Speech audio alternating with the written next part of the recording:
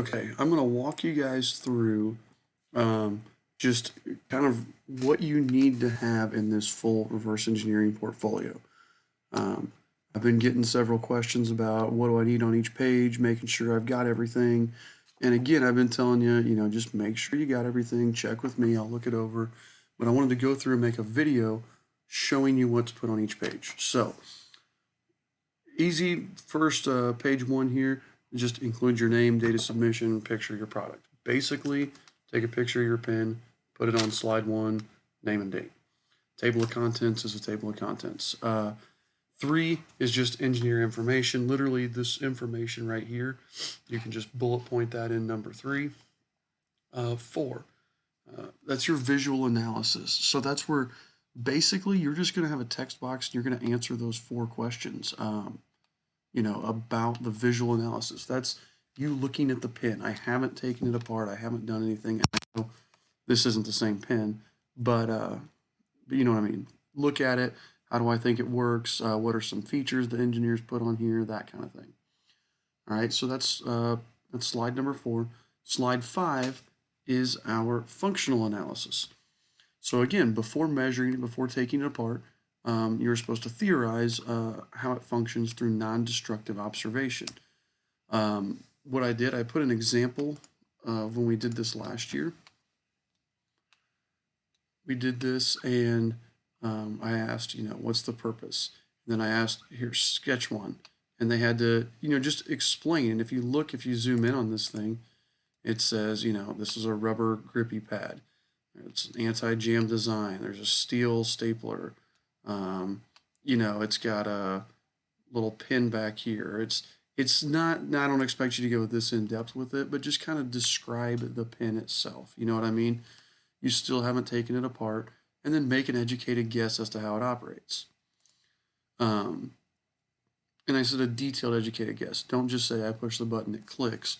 You know, how do you think it stays where the ink is out? And then how do you think it stays where the ink is retracted? How do you think that works? And basically just answering again those questions.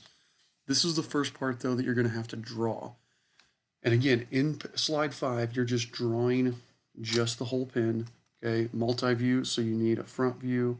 Now, the thing is this, a front view and a top view are going to be basically the same. So really, we're looking for a front view and a side view because front and top are going to be about the same.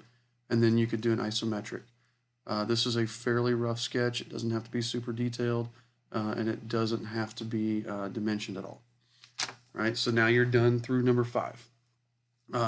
Slide number six says follow the instructions on this document and put all that info on slide six. Okay, that's this one right here, product disassembly. As you took it apart, and all of you are at this stage or past this stage, but identify each part by name, quantity, size, function, material, finish, that kind of thing. So basically, I'm going to take it apart and I'm going to create a sketch. So it says create a pictorial sketch. That's just a little, again, a rough sketch to communicate how everything goes together. So for each part, you're going to make a little sketch. You're going to measure each part and you're going to document the measurements in that table, which you guys have been doing. And then you're going to create annotated sketches of each part. So basically what I want is I want a multi-view of each part inside the pin with your dimensions. And that's going to tell you, which you really have to do anyway, because you have to build these parts on Inventor. So for this step, the key thing here is this. I want a multi-view sketch of each part with the dimensions for it. So this is going to be a little bit time consuming, but think of it this way. If you've got a sheet of paper, I could do easily 4 multi-views on each piece of paper. The multi-view again for each part, I need a front view, a top view, a side view. I said including an isometric. I don't care so much whether you put the isometric, just make sure you get it so that you can see the part and its dimension. And then 4 and 5, or 4 is just compare the hypothesis.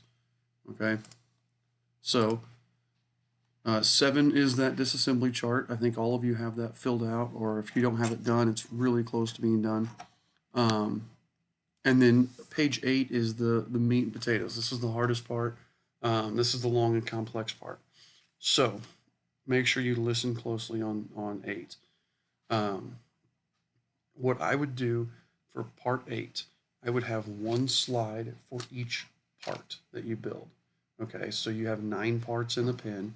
You need one slide for each. Now, remember, you are making half the parts and a partner is making half the parts. Again, if you have been lagging behind, if you don't have that partner, if you haven't been doing it, then the problem you're going to run into is you're not going to have you're going to have to do it all on your own, and it's going to take you even longer. So that's why it's important that in class today you get stuff done. If you don't have it done, you need to get caught up to the point you need to be at. Okay, so here's what I need for each slide. There's going to be 9 pages, one for each part. I need all of this information. A multi-view drawing from Onshape of that part. Dimensions must be included.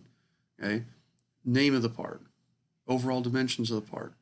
Okay, that's this part up here, overall dimensions. That's what I set up here. The material, and I'll show you how to do material, density, volume, surface area, and mass right now. Okay, so let's look at Onshape. Okay, now this I know is not one of our pin parts. This is just my belt clip here. Okay, but here's what I'm going to do. I'm going to do 2 things. So first, to find the density, mass, volume, all that kind of stuff, we right-click on the part, and down here, third from the bottom, you see Assign Material for Part 1. And it'll come up down here with this material library. And you're going to change it to the material. And remember, everything here is either what I told you is either ABS plastic or steel. So we're going to do ABS. Click it, hit the check mark. Now, if I can click away, I can click down here in the right-hand corner, this display mass properties. You see the little scales in the right-hand corner. If I click on the part and then click on that, it will now tell me the mass of part 1, the volume of part 1, the surface area of part 1. And I can just take that information. I've got it all right there. The density, if you noticed, when we assigned the material, it gave us the density. Now, I'm going to tell you just to kind of skip density. We don't need to include that in your information. Okay, so we've got all that. So what we're going to do, we're going to make a, where's my thing? Export. Ah. Okay, I'm going to create a drawing.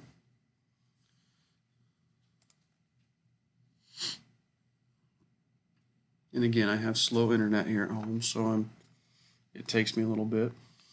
But we're going to make our drawing of this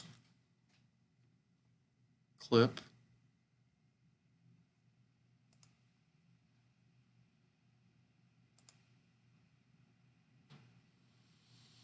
And then remember, sometimes for the right side view, you have to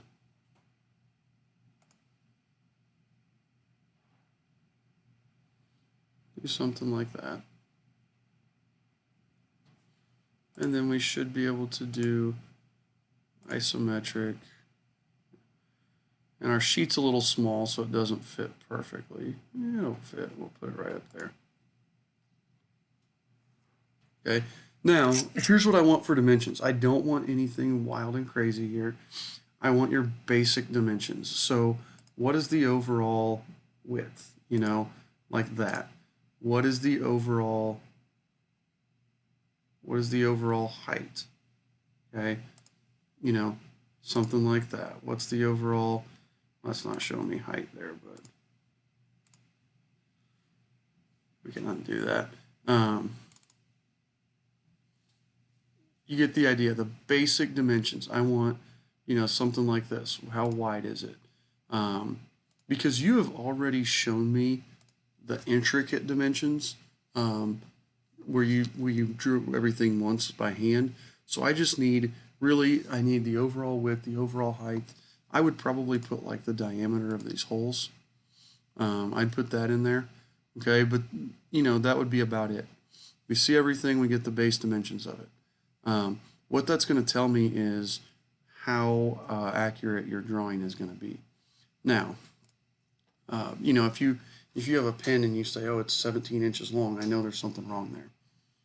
Now, what we can do here, this is where you're going to include some of your other information. So title,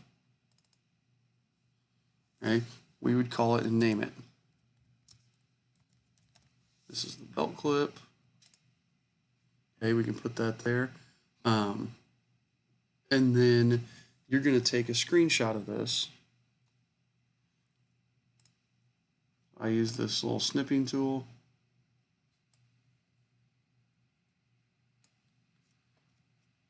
Okay, and then I'm going to copy and paste it to my clipboard here, or to my thing. And then as I said, so there I've got the multi-view drawing with dimensions. The name of the part is right there, belt clip. Overall dimensions are on there. Material. So this is where I'm going to make a text box over here that says something like this. Material, ABS, plastic. Okay, what's next? I need density. I told you, don't worry about density. So volume, surface area, and mass. Volume, surface, area, mass. All right. Well, how do I find that? Well, I can go back here to my part. And again, if I click on those little scales in the corner, I got to click on my part first.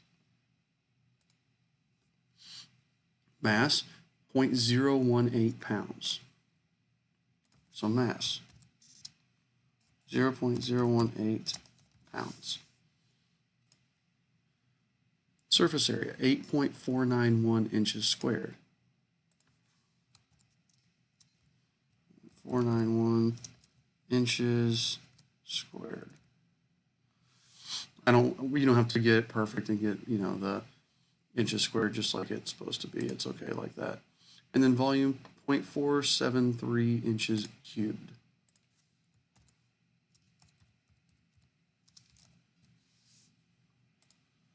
Okay. And then the last thing you need there is just a photograph of the part. Okay, so you're just going to take a quick picture, which you should have already probably taken, and you can just put it down here. And boom, that would be it. So again, it's going to take you a little bit of time, but if you work together with your partner, again, one person doing half, the other person doing half, it should go relatively quickly. And the thing is, you know, you can work with your partner. You don't both have to do 9 of these. You know what I mean? Work with them. If your partner makes the drawing for you, you know, it's literally just you taking that and plugging it in here, and it'll take you just a little bit of time. All right, so that's how you're going to do 8. So there will be 9 slides, one with each of those. And then the very last slide, you're going to do a multi-view of the assembled product and exploded view. So you're going to do a drawing like this of the assembled pin, because I want to see that the pin actually goes together. So you're going to do a drawing like this of the actual pin with a multi-view. So a front view here, a top view here, a side view here, and an isometric view here. Thinking about it, the exploded view, if you can't get the exploded view to work, don't worry about it. I'm not going to take off if you don't get the exploded view. So just do that, and that will actually be your 10th slide in section 8. Okay, and then the summary is just a summary paragraph. You can do it in a short amount of time. Okay, so that's walking through this whole project, what we're going to do, you know, what the slides should look like there, what your parts should look like, how to find the volume, surface area, and mass of a part, all that kind of fun stuff. So again, that's how to do it all here on Shape.